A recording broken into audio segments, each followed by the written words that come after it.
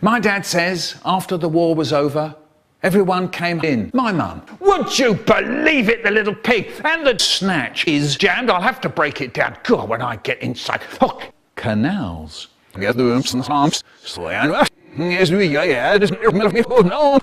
He's clearly a very disturbed man. The fact that he has written books and they've been taken seriously is frightening. The books and their author have a common cause. Ever since he left prison, Michael Rosen has dedicated his life to overturning child sex laws which protect the innocent. He shouldn't even be allowed to live or even be, because it's incredibly distressing. And you can see by the video footage that he actually took pleasure in... Stop right there. That was 40 years ago. Now they're trying to stop me. Ha! You can't catch me. I'm Michael Rosen.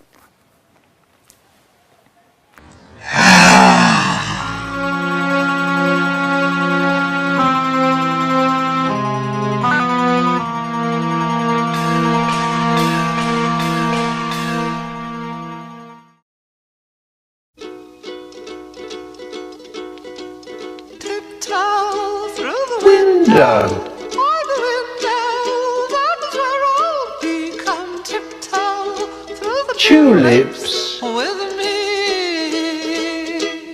After the murder of the inspector was over, everyone came home to sort things out. There weren't going to be any more rats in the fridge. There weren't going to be any more inspector pies. There weren't going to be any more people moaning about the Michael Rosen Plum Café because of what happened last time. Miss Goodall was delighted. I was delighted. The inspector was dead. And Mervyn was dead. Fantastic. And everything was lovely until I heard the front door open. David and his little gang sit down to eat. Oh no, not one of those, not another one of those little chocolate gangs. Surely not. And if there's one thing I can't stand, it's niggers. And that includes you, David Alexander. Yes, you. No need to turn around, David. There aren't any other David Alexanders here, are there? Right. What do you want? And he said, I want some preposterous plums and a drink. Then I said, we don't have drinks. No, we don't. No, we don't. No. Why? Waste of money. I want a drink. I want a drink. Drink. And I said, no drinking. Shut your fucking face, you fool. I want a drink. I want a drink. If I hear about any of it once more, I shall give you to Haribo's granddad. Never let me see you doing that again, you gobhound. Dave said, sorry, Michael. Yeah, sorry. George said, sometimes my dad doesn't shave and his face is all prickly.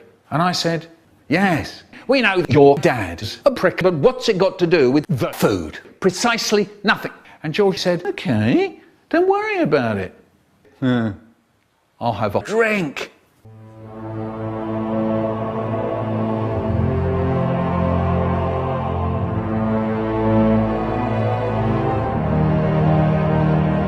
Right, you two, any more and you'll be out. No plums, nothing.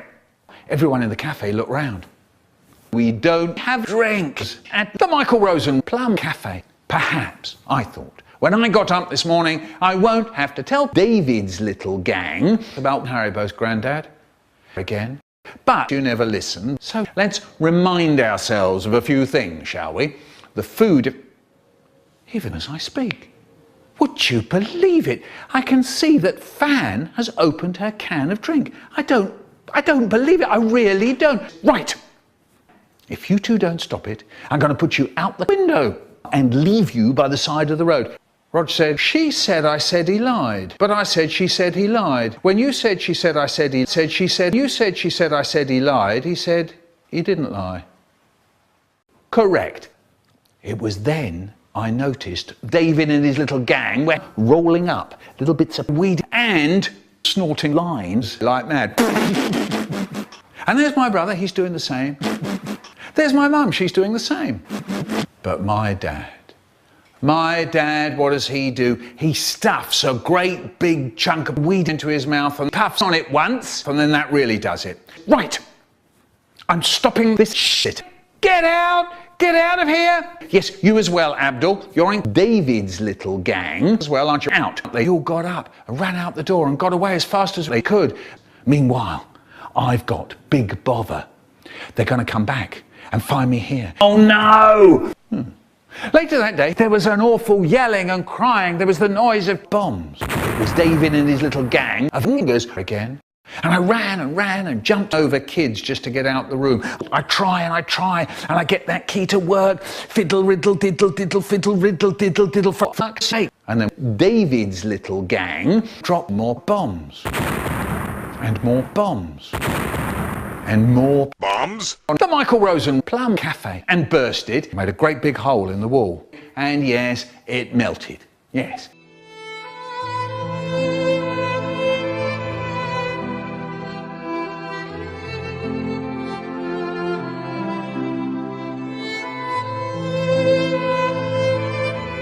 So remember, never let niggers in your cafe. Okay, we got the